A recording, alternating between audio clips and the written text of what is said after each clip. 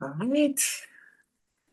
À Dieu soit la gloire, son grand amour. Dans mon âme noire, s'élever le jour. Jésus à ma place, mourut sur la croix. Il m'offre sa grâce et je la reçois. Gloire à Dieu, terre écoute sa voix. Gloire à Dieu, monde réjouis-toi. Ô venez au Père, Jésus est vainqueur, que toute la terre chante son nom. Alléluia. À Dieu soit la gloire. Dans mon âme noire s'est levé le jour. Nous n'avons plus l'âme noire, mais un jour, nous étions des non-croyants et le jour s'est levé pour nous, donc Jésus-Christ a été révélé. Et nous sommes dans le Seigneur pour ceux qui l'ont accueilli, qui l'ont reçu comme Seigneur et Sauveur. Donc, nous allons continuer avec notre étude biblique sur la Nouvelle Alliance avec le révérend Claude Kikoni de Virginie. À vous la parole, révérend. Nous allons commencer par la prière. Amen. Prions le Seigneur. Nous te sommes infiniment reconnaissants, tendre Père, pour nous avoir permis encore de nous retrouver ce soir pour cette étude biblique. Nous prions, Père, que tu nous guides par le Saint-Esprit que tu nous as donné, qui habite en nous, afin que nous puissions comprendre cette étude biblique. Nous prions aussi, Seigneur, que tu nous parles au travers nos cœurs, toi, le Dieu qui ne cesse de nous parler. Éclaire-nous, Seigneur, et laisse que ce moment soit pour ta seule gloire. Au nom de Jésus. Amen. Amen. Oui, nous continuons notre étude biblique sur la Nouvelle Alliance. Nous avons parlé les fois passées, il y a au moins plus d'un mois, on parlait sur la différence qui existe entre la loi et la grâce. Et ensuite, on a parlé de conflits qui existent au milieu de chrétiens qui sont nés de nouveau. Et aujourd'hui, nous allons continuer toujours dans la Nouvelle Alliance. Et le thème de ce soir s'intitule La Nouvelle Alliance. Nous vivons dans la Nouvelle Alliance et notre thème, c'est la Nouvelle Alliance. C'est quoi la Nouvelle Alliance? C'est ce que nous allons étudier ce soir. Nous allons commencer à lire le texte dans Hébreux chapitre 8, le verset 10 à 12. Je ne sais pas si Maman Claire est là. Pas encore. Ok.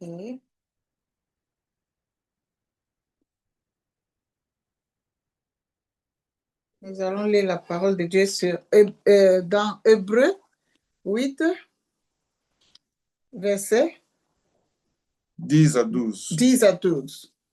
Hébreux 8, 10 à 12 nous dit ceci, la parole de Dieu nous dit, « Mais voici l'alliance que je ferai avec la maison d'Israël après ces jours-là, dit le Seigneur.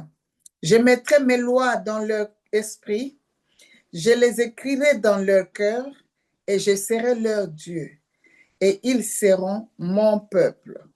Aucun n'enseignera plus son concitoyen, ni aucun son frère en disant, connais le Seigneur, car tous me connaîtront, depuis les petits jusqu'aux plus grands d'entre eux, parce que je pardonnerai leurs iniquités et que je ne me souviendrai plus de leurs péchés. 12. 12. OK. Amen, amen. Amen. Nous venons de suivre la lecture. Cette lecture était puisée du livre de Hébreux, dans le chapitre 8, le verset 10 à 12. Ce passage nous parle de la nouvelle alliance telle qu'elle est décrite dans la Bible. Cette nouvelle alliance, c'est une promesse de Dieu. Et quand nous voyons cette promesse de Dieu, nous voyons où Dieu promet de sauver tous ceux qui croient en Jésus-Christ. Cette alliance est marquée par plusieurs éléments. Notamment, nous avons entendu le pardon du péché et il y a aussi le don d'un nouveau cœur. Il y a aussi le pardon total. Qu'est-ce que je veux dire? La liberté par rapport à la loi. Et il y a aussi l'adoption en tant qu'enfant de Dieu. Donc, contrairement à l'ancienne alliance qui était basée sur la loi et le sacrifice répété, la nouvelle alliance est fondée sur le sacrifice de Jésus-Christ qui a offert son sang une fois pour toutes pour le pardon complet de péché. Bien-aimés, la promesse de la nouvelle alliance a commencé dans l'ancienne alliance. Amen. Donc, la promesse est plus vieille que la nouvelle alliance. Et cette promesse, c'est ce que nous allons lire aujourd'hui aussi dans Ézéchiel, au chapitre 36, le verset 26 à 27.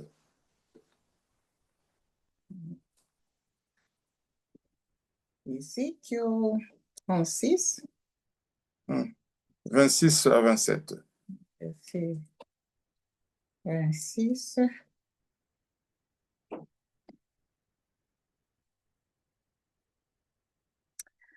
Ok, la parole de Dieu nous dit dans Ézéchiel, je lis dans Louis II, Ézéchiel 36 à partir de verset 26 jusqu'à 27. Je vous donnerai un cœur nouveau et je mettrai en vous un esprit nouveau.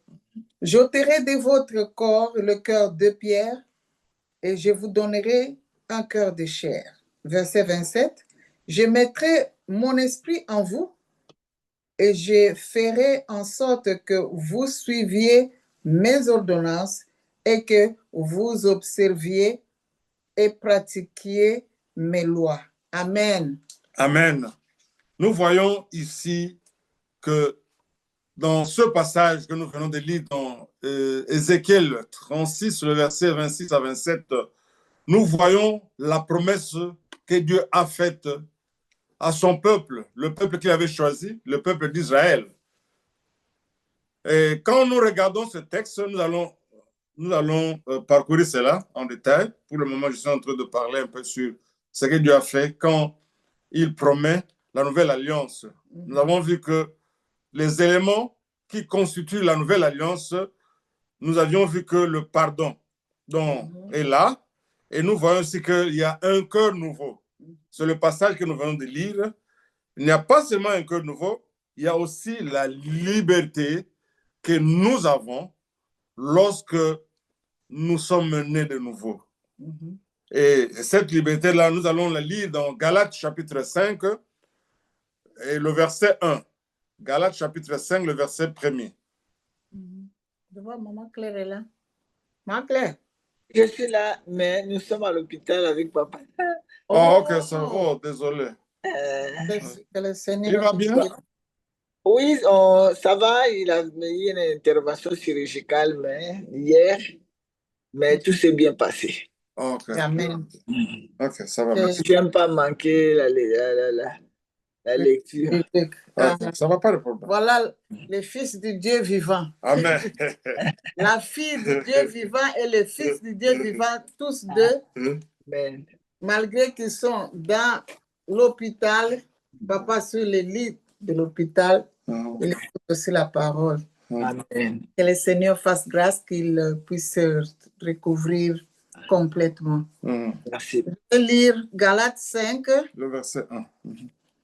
verset 1. C'est pour la liberté que Christ nous a affranchis. Demeurez donc fermes et ne vous laissez pas mettre de nouveau sous les jougs de la servitude. Amen. Amen. Donc, nous venons de lire ce passage. Je reprends pour Maman Claire qui est venue après. Je disais que la nouvelle alliance, telle qu'elle est écrite, Maman Perpétue avait lu dans Hébreux 8, 10 à 12. Et cela nous dit que la nouvelle alliance est décrite comme celle-ci dans la Bible, que c'est une promesse de Dieu de sauver son peuple. Nous connaissons le peuple que Dieu avait promis, c'était le peuple d'Israël. Mais cette promesse n'était pas faite seulement pour le peuple d'Israël, mais c'était aussi fait à tout celui qui croit en Jésus-Christ. Voilà pourquoi cette alliance est très, très importante. Cette promesse de la nouvelle alliance, elle s'appliquait aux enfants d'Israël et à nous qui vivons dans la nouvelle alliance. Parce que dans la nouvelle alliance, la personne a besoin de croire en Jésus-Christ, de recevoir Jésus-Christ pour bénéficier de ces éléments. Donc, cette nouvelle alliance est marquée par plusieurs éléments, je l'avais dit, clés. Notamment, j'ai dit, c'était le pardon total du péché. Et nous avions lu Hébreux 8, 12. Non. Hébreux 8, 12. Pour le pardon. Si vous pouvez encore lire Hébreux 8, 12. Hébreux Le 8, pardon. 12. Oui.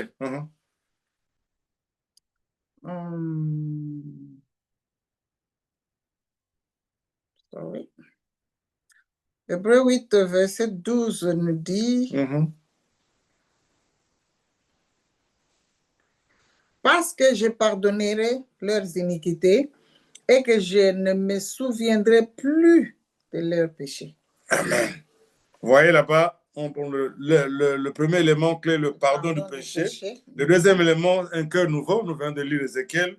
Le troisième élément, c'était la liberté que nous avons en Christ. Et puis, il y a aussi l'adoption comme étant enfant de Dieu. Donc, contrairement à l'ancienne alliance qui était basée sur la loi et le sacrifice répété, la nouvelle alliance est fondée sur le sacrifice de Jésus-Christ qui a offert son sang une fois pour toutes pour le pardon complet de péché. Amen. Donc, Christ réellement a répandu son sang une seule fois pour le pardon du péché. Cela veut dire que le croyant, c'est-à-dire une personne qui est née de nouveau, est entièrement pardonnée et purifiée. Et cette personne a reçu un nouveau cœur où Christ habite. Donc, Christ habite dans un cœur qui a été transformé, un cœur que Dieu lui a donné. Donc, la nouvelle alliance, Christ habite dans le cœur que Dieu nous a donné. Dieu nous a donné là. Donc, c'est-à-dire le nouveau cœur. Dieu a retiré l'ancien cœur qui était mauvais et il nous a donné un nouveau cœur et Christ habite dans ce nouveau cœur. Amen. Alors, cette alliance est une promesse éternelle que Dieu a faite pour que nous puissions être aussi en relation avec lui. Vous voyez, donc, cette relation-là n'est pas basée sur ce que nous connaissons, ce que nous faisons, mais nos performances, mais cette relation est basée sur l'œuvre accomplie de Jésus-Christ sur la croix. Amen. Donc, à cause de cela, la Bible dit que Dieu ne se souviendra plus de nos péchés. Donc, ce passage, vraiment, c'est la promesse de Dieu. Il offre un pardon complet, définitif. Contrairement à ce qui s'est passé dans l'ancien temps. Dieu couvre le péché par le sang des animaux. Mais dans la Nouvelle Alliance, le sang de Jésus-Christ est à mesure d'effacer complètement et Dieu ne se souviendra plus de cela. Amen, amen. Amen. Alors, nous voyons ici dans Hébreux, chapitre 10, si nous pouvons aussi lire Hébreux chapitre 10, le verset 17. Hébreux 10. Le verset 17. Hébreux 10, 17, la parole de Dieu nous dit, et je ne me souviendrai plus de leurs péchés ni de leur iniquité. Voyez un peu? Donc, cette promesse aussi est confirmée ici dans Hébreux. Quand Dieu nous donne un cœur nouveau, il retire le cœur mauvais, un cœur, il nous pardonne et il ne se souviendra plus de nos péchés. Donc, Dieu ne garde pas, Dieu n'a pas le carnet de registre de nos fautes. Et nous sommes libérés de tout, que ce soit la culpabilité, que ce soit la condamnation. Nous sommes libérés à cause de cette promesse de la Nouvelle Alliance. Et quand on parle de la condamnation, il y a un passage qui m'est toujours venu, c'est le passage de Romains chapitre 8, le verset 1er. Si maman peut nous lire cela, ça va nous aider à comprendre cela. Romains 8, 1. Romains 8, verset 1. La Bible nous dit ceci. Il n'y a donc maintenant aucune condamnation pour ceux qui sont en Jésus-Christ. Amen. Amen. Vous voyez là-bas? Amen. Donc, c'est une vérité de l'évangile, de la parole de Dieu. Donc, cette vérité nous permet de vivre dans la liberté et dans la grâce de Dieu. Donc, la grâce de sachant que notre relation avec Dieu est basée sur ce pardon total et permanent. Il y a encore un autre passage qui nous parle de pardon. Comme nous sommes en train de parler du pardon, c'est dans Colossiens chapitre 2, le verset 13 à 14. Nous allons voir comment est-ce que Dieu nous a pardonné. Quand je dis que le pardon est complet, total, définitif. Alors, Colossiens 2, chapitre 2, le verset 13 à 14, nous dit quoi? Colossiens 2, 13 à 14, dans 8 secondes. La Bible nous dit, vous qui étiez morts par vos offenses et par l'incirconcision de votre chair, il vous a rendu à la vie avec lui en nous faisant grâce pour toutes nos offenses. Il a effacé l'acte dont les ordonnances nous condamnaient et qui subsistait contre nous. Et il l'a détruit en le clouant à la croix. Amen. Amen. Nous voyons là-bas, Dieu éclaire. Donc Paul éclaire ce passage ici, que Dieu nous a pardonné toutes nos offenses. Amen. Donc, offense veut dire péché. Donc, il nous a pardonné une seule fois, tout alors. Et il a les ordonnances qui nous condamnaient, qui étaient basées sur la loi, il les a écartées. Donc, il nous a fait vraiment grâce. Donc, c'est-à-dire, il a pardonné toutes nos fautes et il nous a fait grâce. Il nous a délivrés du malin, du royaume de Satan, pour nous amener dans le royaume de la lumière. Alors, nous voyons que ce pardon, en d'autres termes, on parle de la rémission du péché, c'est-à-dire le pardon, n'était offert qu'à cause du sang de Jésus-Christ. Donc, il a fallu que le sang, c'est-à-dire l'offrande du corps de Christ, soit offerte pour que Dieu puisse nous pardonner complètement. Et nous savons que Christ, le sacrifice de Christ est fait une seule fois pour toutes. Et quand nous lisons Hébreux 10, 14, on peut nous lire cela aussi. Hébreux 10, 14. nous La dit quoi? Bible nous dit, Uh-huh. Hébreux 10 au verset 14, Mhm. la Bible nous dit, toujours dans Louis II, car par une seule offrande, Mhm.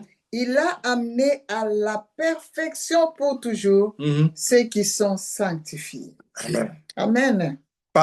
Car par une seule offrande, il a amené à la perfection pour toujours ceux qui sont sanctifiés. Alors, qui sont sanctifiés? Ceux Amen. qui sont nés de nouveau. Lorsque vous êtes nés de nouveau, vous êtes sanctifiés. Dieu vous a mis à part. Amen. On aura peut-être une étude biblique sur la sanctification et on pourra aller en détail et puis poser des questions. Mais pour le moment, ici, c'est-à-dire Dieu sanctifie toute personne qui est née de nouveau. Amen. Toute personne qui a reçu Jésus-Christ, cette personne est appelée sainte, une personne sainte ou un saint. Alors, ce verset souligne, on parle de la perfection ici. Quand on parle de la perfection, ici, on veut dire tout simplement c'est l'achèvement de l'œuvre de Christ. Donc, Christ a achevé cette œuvre parfaitement pour que lorsque nous recevons Jésus-Christ, cela maintenant se répercute. Vous voyez, donc Dieu nous sanctifie totalement et complètement. Donc, et nous, il nous voit parfaits à cause de Christ qui habite en nous. Donc, Jésus-Christ, à cause de son œuvre sur la croix, à cause de son sacrifice unique, il a rendu parfait pour toujours ceux qui sont en lui. Amen. Donc, cela signifie que les croyants sont entièrement pardonnés, sanctifiés, non par leurs propres efforts, mais par l'œuvre accomplie de Jésus-Christ. Donc, cette perfection n'est pas une amélioration progressive, mais une réalité spirituelle. Vous savez, il y a parfois, nous avons appris parfois qu'il faut vraiment grandir dans la sanctification. Bien aimé, la sanctification, c'est quelque chose qui a été fait une seule fois par le sacrifice de Christ. Alors, quand nous verrons la sanctification, nous verrons que nous devons être saints comme Dieu est saint. C'est-à-dire, il y a là où nous devons améliorer donc, notre nature de saint dans nos comportements, dans nos habitudes, dans nos caractères. Ouais, donc c'est là où on dit que donc, dans nos caractères, nous devons aussi être saints comme notre corps est saint. Vous voyez, donc ce qui est saint doit être reflété dans ce que nous pensons, dans ce que nous comportons, dans la façon dont nous agissons. Donc c'est pourquoi on dit soyez saints comme je suis saint dans notre marche, dans notre comportement, dans nos habitudes, ainsi de suite. Mais quant à ce qui est la perfection, Christ l'a fait une seule fois pour toutes. Voilà pourquoi Dieu, le croyant, peut vivre dans la liberté et la sécurité dans cette relation que nous avons avec Jésus-Christ. Alors, nous avions lu Ézéchiel 36. Là où on nous parle, parce que j'ai dit qu'il y avait des éléments dans cette nouvelle alliance. Le premier élément, c'était le pardon. Nous venons de voir que ce pardon était total, complet, définitif et une seule fois pour toutes. Donc, Christ ne rentrera pas sur la croix pour mourir, pour que nous soyons encore pardonnés. Son sang a été versé une seule fois, par une seule offrande. Donc, le pardon que nous obtenons de Dieu a été effacé par le sang de Jésus-Christ. Vous savez, pardon? Le pardon? Le pardon que nous avons reçu de Christ, c'était un pardon complet, définitif. Okay. Un pardon total. Et Jean-Baptiste, Jean-Baptiste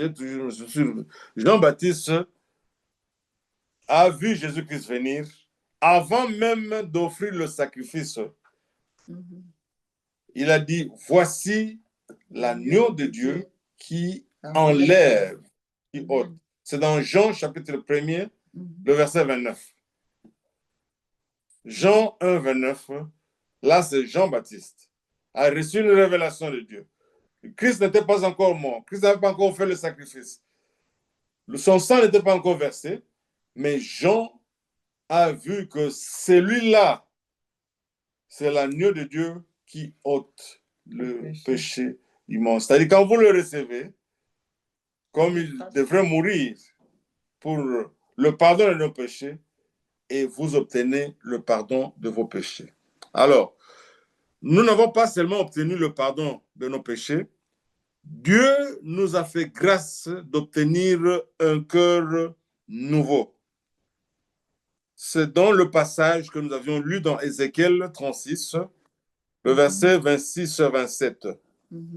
C'est un passage qui est vraiment puissant, capital. C'est une promesse de la nouvelle alliance, mais cette promesse a été dite dans l'ancienne alliance. Alors, dans ce passage, Dieu promet de donner un nouveau cœur et un nouvel esprit. Vous savez, le corps d'une personne est composé de 3 parties. Il y a le corps qui est le physique, le palpable. Il y a l'esprit, c'est-à-dire l'esprit, l'invisible, ce qui nous communique à Dieu. Et il y a aussi l'âme, le siège des émotions. Vous voyez, les 3 ensemble constituent une personne vivante. Alors ici, quand Adam et Ève étaient créés à l'image de Dieu, quand ils ont désobéi à Dieu, Dieu a retiré son esprit, l'esprit de Dieu qu'il avait soufflé en eux. Ils sont restés avec l'esprit, mais cet esprit-là n'était pas l'esprit de Dieu. Et Dieu a promis de nous donner un esprit nouveau. Il a promis de nous donner l'esprit de Dieu. Vous voyez, il y a 2 esprits, l'esprit nouveau et l'esprit de Dieu qui vient habiter dans cet esprit nouveau qui habite dans l'homme. Je ne sais pas si vous comprenez. Donc, c'est ça, c'est que ces paroles, si vous pouvez encore relire le passage là, réalisez encore Ézéchiel, vous allez voir la différence, c'est ce que je suis en train de dire. Ézéchiel, oui, Ézéchiel 36, le verset 26 à 27.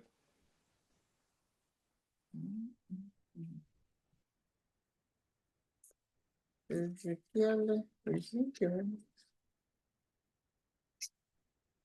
36.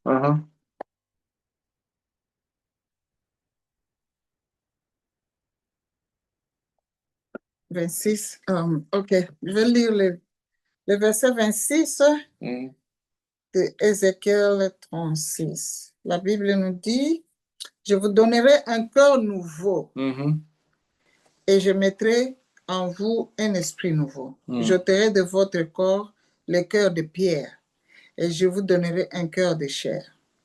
Je mettrai mon esprit en vous et je ferai en sorte que vous suiviez mes ordonnances et que vous observiez et pratiquiez mes lois. Amen. Amen. Vous voyez, un esprit nouveau et je mettrai mon esprit en vous. Donc, il y a 2 esprits là. L'esprit nouveau et un cœur nouveau. Un cœur nouveau, non, pas de, un cœur nouveau. Et moi, je parle de l'esprit maintenant. Donc, il y a l'esprit nouveau qui a remplacé l'esprit qui était ancien, qui était mauvais. Et puis, il y a l'esprit de Dieu maintenant qui est venu s'ajouter, qui est venu maintenant habiter dans le nouvel esprit que Dieu nous a donné.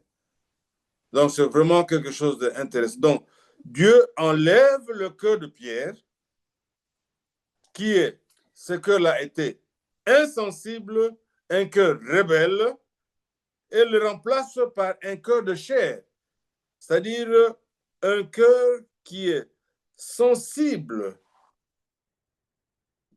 Le cœur de chair est sensible et réceptif à la volonté de Dieu. Donc, de plus, Dieu met son esprit, comme je l'ai dit, en nous pour nous guider et nous permettre de vivre selon les voies de Dieu. Donc, ce passage nous parle de la transformation radicale ou intérieure qui s'opère dans la vie de la personne qui a reçu Jésus-Christ, c'est-à-dire qui reçoit la promesse que Dieu a faite dans sa vie, et cette transformation s'effectue à l'intérieur. On ne voit pas ça à l'extérieur, à l'intérieur. Donc, c'est spirituel. Donc, la transformation spirituelle. Ok. Donc, c'est vraiment important. Alors, lorsque une personne reçoit Jésus-Christ dans sa vie, cette personne devient une nouvelle création. Mhm.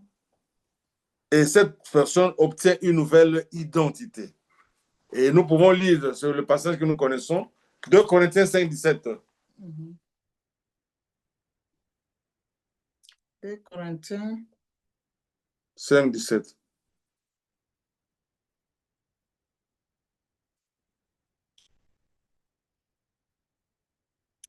Deux Corinthiens 5, 17, la Bible nous dit, 2 Corinthiens 5, verset 17, Mhm. si quelqu'un est en Christ, il est une nouvelle créature. Les choses anciennes sont passées. Voici toutes choses sont devenues nouvelles. Amen. Amen. Nous avons parlé de l'esprit. Nous avions que Dieu, l'esprit de Dieu est l'esprit nouveau que Dieu nous a donné lorsque nous recevons Jésus-Christ. Alors, c'est par le Saint-Esprit que cette transformation s'est faite, s'opère intérieurement dans la vie d'une personne qui est née de nouveau. Donc, cette transformation est rendue possible par le Saint-Esprit qui habite en nous, nous qui avons reçu la personne. Et aussi, ce Saint-Esprit-là nous guide et ce Saint-Esprit aussi nous fortifie. Vous voyez, donc, pour qu'une personne reçoive le Saint-Esprit, la personne doit appartenir à Christ. Amen. Il y a un passage qui nous parle dans Romains 8, Romains chapitre 8, verset 9 à 11. Si vous pouvez lire cela aussi. Romains Romains 8, 9 à 11. Romains 8, 9 à 11. 9. Mhm, La Bible nous dit ceci, Romains 8, 9. mhm, Pour vous, mhm, vous ne vivez pas selon la chair, mhm, mais selon l'esprit. mhm. Si du moins l'esprit de Dieu habite en vous. Mhm, Si quelqu'un n'a pas l'esprit de Christ, il ne lui appartient pas. mhm. Et si Christ est en vous, le corps, il est vrai, est mort à cause du péché, Mhm. mais l'esprit est vie à cause de la justice. Mhm.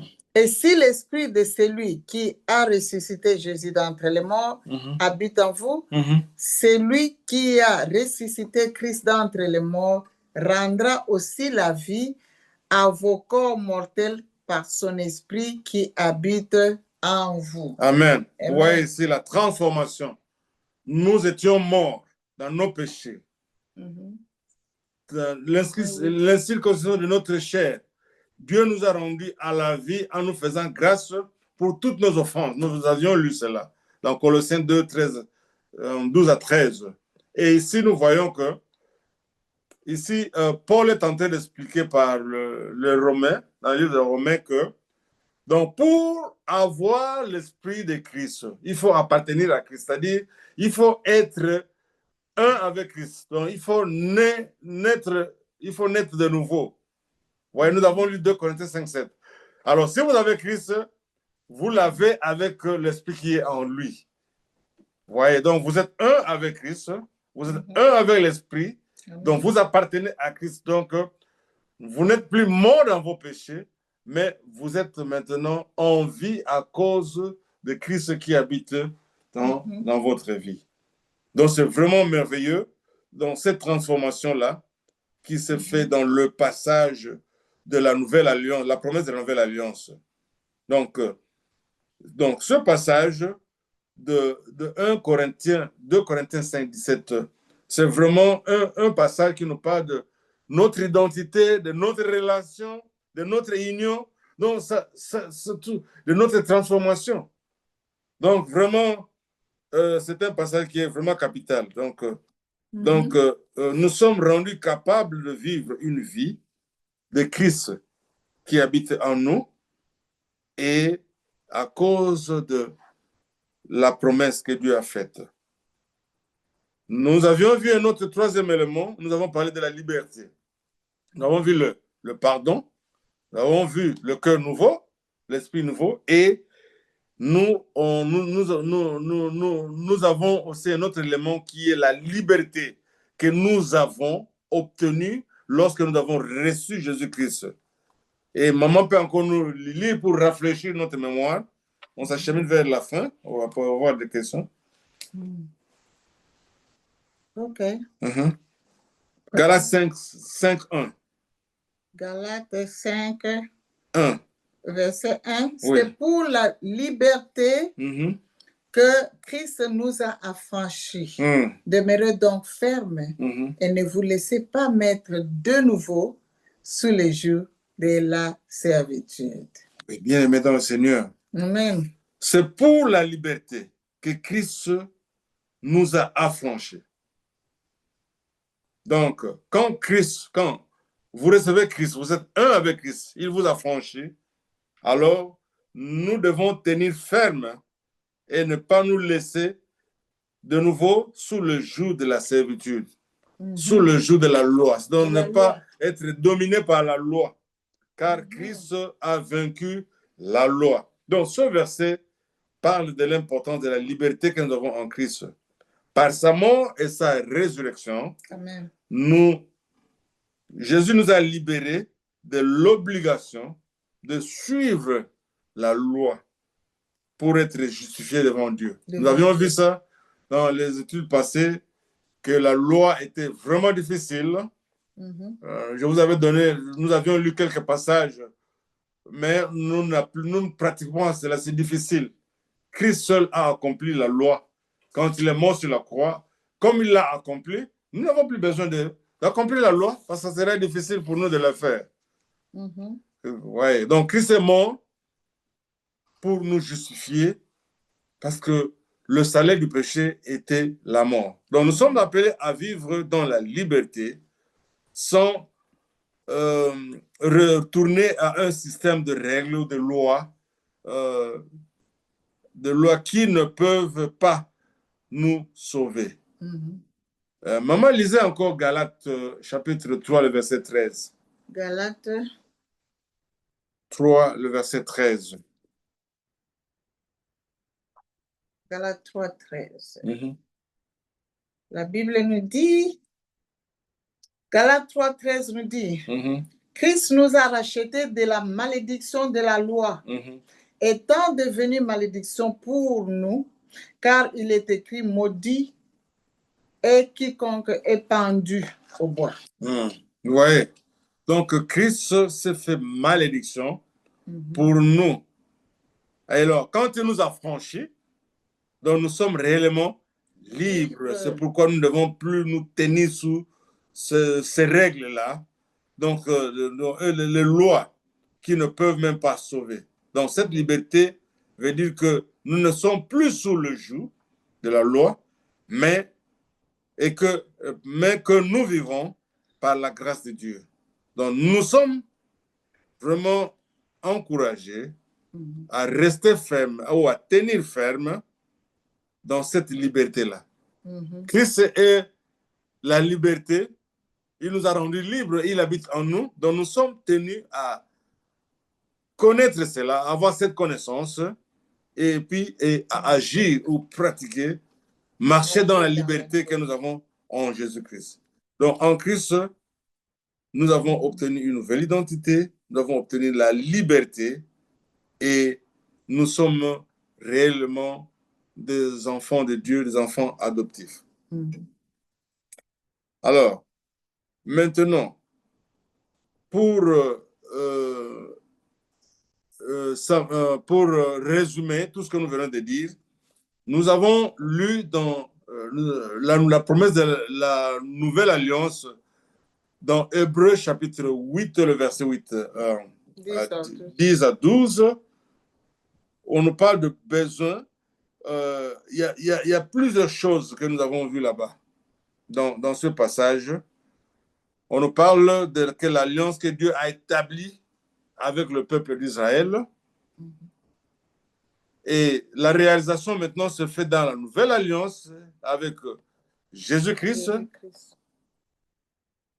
nous obtenons le pardon de nos péchés. Il y a quelque chose d'autre que nous avons lu là-bas, que Dieu a promis de mettre ses lois dans l'esprit de gens, des personnes qui sont nées de nouveau. Il va mettre ces lois-là dans leur esprit. Vous voyez? Et puis, il va les inscrire au profond d'eux-mêmes, dans leur cœur. Vous voyez? Donc, dans nos cœurs, le cœur de la personne qui a reçu Jésus-Christ, cette personne-là a Christ en elle. Donc, Dieu inscrit cela dans nos cœurs. Et si vous lisez Hébreux 8, 10, maman. Hébreux 8, 10, c'est là où on voit cela. Hébreux 8, 10. verset 10, la Bible nous dit, mais voici l'alliance que je ferai avec la maison d'Israël. Après ce jour-là, dit le Seigneur, je mettrai mes lois dans leur esprit et je les écrirai dans leur cœur. Et je serai leur Dieu et ils seront mon peuple. Je mettrai mes lois dans leur esprit et je les écrirai dans leur cœur. Vous voyez, c'était la promesse. Et quand vous recevez Jésus-Christ, la réalisation se fait. Dieu n'est pas un menteur, Dieu ne ment pas dans sa parole, Dieu ne ment pas dans ses promesses. Tout ce qu'il dit, il réalise, il accomplit. Donc, pour une personne qui est née de nouveau, Dieu a inscrit ces lois dans leur cœur. Donc, nous voyons en plus que Dieu déclare qu'il sera leur Dieu et ils seront son peuple. Donc, c'est une relation d'appartenance, une relation d'acceptation. Dieu nous accepte tels que nous sommes. Et quand nous recevons Christ, nous sommes acceptés par Dieu tels que nous étions et il nous transforme, nous devenons de nouvelles créatures. Nous, de nouvelles créatures. Donc, et quand nous lisons, donc, il n'y a plus besoin d'enseigner chacun, de connaître le Seigneur. Quand vous recevez Christ, est-ce qu'on a vraiment besoin de vous enseigner de le recevoir? Vous l'avez déjà reçu. Avant de le recevoir, on peut vous enseigner. Et la Bible dit que car tous connaîtront personnellement le Seigneur du plus petit jusqu'au plus grand. Donc, c'est dans Hébreux chapitre 8, le verset 11. Donc, enfin, pour terminer, donc Dieu permet de pardonner leur iniquité et de ne plus se souvenir de leurs péchés. Hébreux 8, 12. Donc, nous devons savoir que grâce à l'œuvre accomplie de Jésus-Christ sur la croix, Jésus-Christ s'est sacrifié une seule fois, son sang a été versé une seule fois pour que celui qui le reçoit obtient un pardon total de ses péchés et que ces péchés sont effacés à jamais. Donc, il ne se souviendra plus de leurs péchés. Et cette nouvelle alliance, que nous appelons la nouvelle alliance, est fondée sur la grâce de Dieu et non sur les lois ou les œuvres de la loi. Donc, Christ a offert son sacrifice, il nous offre une sécurité et une paix et une vie éternelle. Donc, c'est vraiment merveilleux. Donc, nous sommes arrivés à la fin aujourd'hui. Ce n'est pas deux esprits différents, mais il y a un seul esprit. Quand je parle que Dieu nous a donné un nouvel esprit, donc l'esprit de Dieu vient habiter en nous. Donc, je ne vais pas parler de deux esprits. Quand je dis que j'ai parlé dans Galates que Dieu nous donne un nouvel esprit et l'esprit de Dieu vient habiter dans notre esprit. C'est ce que j'allais à clarifier pour cela. Donc, c'est le même. Le nouveau, c'est l'esprit de Dieu et l'ancien esprit, c'est l'esprit qui était. OK. Alors, nous allons passer à quelques questions avant de terminer. Nous avons encore quelques 15 minutes. Amen. Amen, amen. C'est bien. Nous avons quelques questions. La première question, c'est quel est le contexte culturel et historique de ce que nous avons appris aujourd'hui? Oui, le contexte, nous voyons que la promesse était faite dans l'Ancienne Alliance au peuple d'Israël et la réalisation s'est faite dans la Nouvelle Alliance. Donc, la promesse était faite pour le peuple juif, mais la réalisation est faite à tout le monde, que ce soit le juif et le non-juif. Toute personne qui reçoit Jésus-Christ obtient le pardon de leurs péchés. Amen. Deuxième question. Oui. Quel est le message principal qui nous aide à saisir ce que nous avons appris? Le message principal, c'est la nouvelle alliance. La nouvelle alliance, c'est quoi? C'est un contrat que Dieu a signé avec son Fils Jésus-Christ. Amen. Vous voyez, donc Dieu est Dieu. Il n'y a pas d'intervention de la personne au milieu. Tandis que dans l'Ancienne Alliance, il y avait Dieu, homme, et on a utilisé le sang de l'animal. Vous voyez? Donc, dans la Nouvelle Alliance, puisque l'homme n'a pas obéi à l'Ancienne Alliance, Dieu a préféré signer ce contrat-là entre lui et son Fils. Dieu est Dieu. Jésus était Dieu, le Père était Dieu. Donc, entre Dieu et Dieu, pour que cette alliance puisse être éternelle. Éternel, irrévocable. Donc, vraiment, oui, cette alliance, c'est signée par Dieu et Dieu lui-même et inaugurée par le sang. Ce sang qui nous donne le pardon total et éternel et définitif. Donc, voilà vraiment le point principal. Nous devons comprendre que la nouvelle alliance n'a pas inclus l'homme dedans. L'homme accepte cette nouvelle alliance pour obtenir le salut. Mais l'homme ne peut pas travailler durement pour obtenir la nouvelle alliance. Non. L'homme reçoit l'alliance, le contrat que Dieu a signé avec lui-même.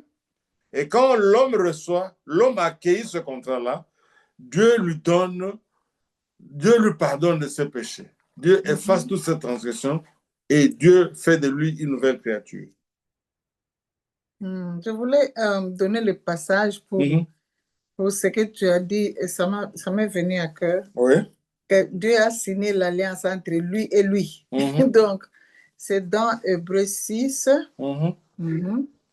Hébreux 6, c'est pourquoi Dieu, 17, c'est pourquoi Dieu, voulant montrer avec plus d'évidence aux héritiers de la promesse l'immuabilité de sa résolution, intervint par un serment, verset 18, afin que par deux choses immuables, dans lesquelles il est impossible que Dieu mente, nous trouvions un puissant encouragement. Donc, Dieu est Dieu, on ne peut pas changer. Donc, il a juré par lui-même. Au lieu de jurer, au lieu de donner cette promesse, faire l'alliance avec l'homme, il a fait l'alliance avec Dieu, donc avec son Fils. Amen. Donc, vraiment, merci beaucoup, maman, pour cet éclairage encore. Donc, c'est pour montrer ce sont des soutiens. Donc, pour nous apprenons et nous obtenons de la connaissance pour savoir que la nouvelle alliance, c'est une alliance immuable, inchangeable, parce que c'était Dieu et Dieu ne ment pas. Donc, puisque Dieu ne ment pas, donc cette alliance est éternelle. Amen. La troisième question. Comment ce passage se place-t-il dans l'ensemble de la parole, de la Bible? Ok, oui. Nous voyons que la promesse a été faite dans l'Ancienne Alliance. Oui. Et quand nous regardons cela, nous voyons que Dieu parle de la loi qui était la Torah, au singulier. Mais dans la Nouvelle Alliance ici, il y a un petit changement. si vous regardez dans Hébreu, l'Hébreu que nous venons de lire, chapitre 8, le verset 10. Regardez un peu comment est écrit la loi. La loi, est-ce que c'est au singulier ou c'est au pluriel? Mais Non, loi. OK. Vous voyez? Hébreu 8, 10. On va lire encore. Oui. Hébreu 8, 10, que Dieu dit dans sa parole. Mais voici l'alliance que je ferai avec la maison d'Israël. Après ce jour-là, dit le Seigneur. Je mettrai mes lois dans leur esprit. Je les écrirai dans leur cœur. Je serai leur Dieu et ils seront mon peuple. Amen. Je mettrai mes lois. Mes lois. Ouais. Et quand vous lisez Jérémie 31, le verset 33, Jérémie 31, verset 23, 30. Jérémie 31, verset 33. 31. Verset 33. Oui. Jérémie.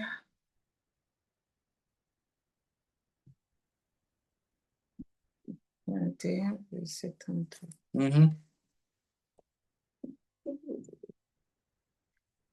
Ok, je m'excuse. Okay.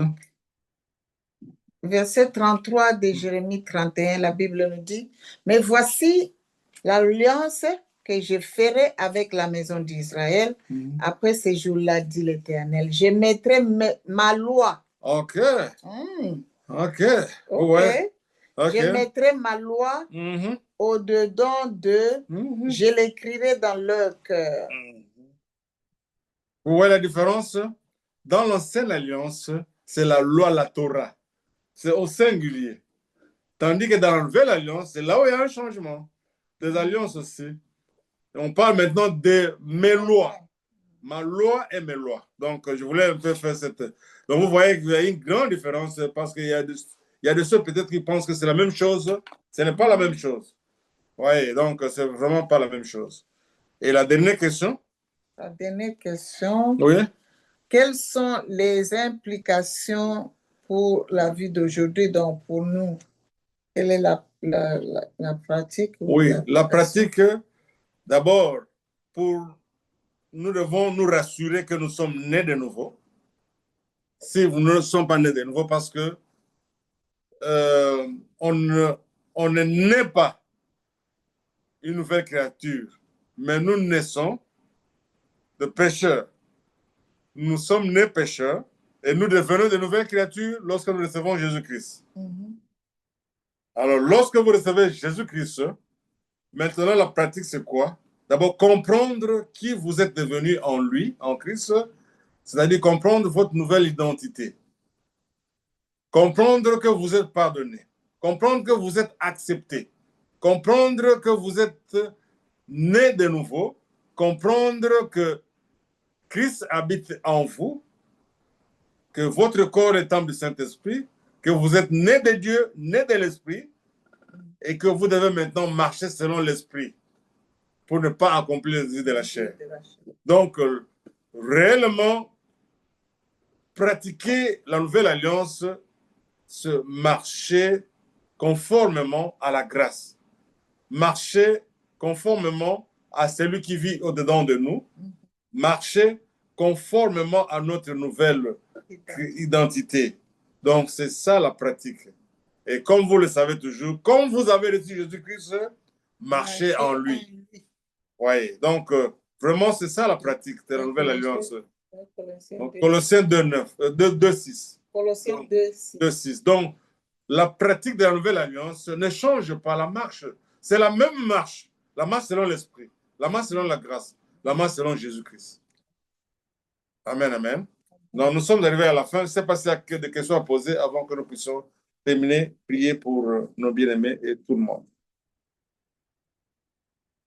Et surtout pour papa. Oui. OK. Pas de questions, mais Okay. je voulais vraiment, c'est très bonne chose d'être en Christ. Et c'est une très bonne chose de connaître son identité pour marcher selon Christ et dans la liberté de Christ. Pas pour faire n'importe quoi, mais la joie d'être un chrétien dans le Seigneur, que je ne suis plus esclave du péché et je ne suis plus esclave de la loi. Amen. Donc, je vois que nous remarquons que c'est que beaucoup de gens qui enseignent la marche de la loi, ce n'est pas qu'on ne peut pas enseigner la loi ou l'ancienne alliance, non. Mais quand ils enseignent la marche de la loi, ils élèvent l'homme. Vraiment, c'est élever l'homme. Donc, quand on élève l'homme, cela veut dire que on va être esclave de ce qu'il enseigne et de lui-même. C'est pourquoi nous voyons toujours mon enfant spirituel. Moi, je ne suis pas contre cette appellation, hein, mais vraiment, ça rend des gens des esclaves. Quand on ne comprend pas bien pourquoi on appelle quelqu'un fils, et quand on ne comprend pas pourquoi on appelle quelqu'un père spirituel, on devient esclave de cette personne, sans le savoir. On devient l'esclave, au lieu d'être l'esclave de la justice, on devient l'esclave, c'est ça. Le Galates 5 dit, donc tenez ferme pour que vous ne puissiez plus être sous le joug De la servitude. de la servitude. C'est ça. Donc, le diable est malin, le diable, comme on dit en anglais, scheme. Donc, il a ses tactiques qu'il utilise pour vraiment, comment, to fool the Christians. Brainwash. Fooling. Fouler au pied. Fouler au pied. That's not the word. Fooling, donc il est malin, quoi. Il vient vous montrer que c'est une vérité, mais ce n'est pas la vérité. Vous rendre la folie. Et les gens aussi se soumettent à cela. Quand le Fils nous a franchis, nous devenons libres. J'ai compris cela. Et peu importe ce que les gens diront, je serai toujours sous les jours de Christ parce que son jour est léger. Amen. Amen. Ok. Nous sommes à la Ok, nous allons prier. Nous allons prier pour papa. Il y a un autre sujet, maman?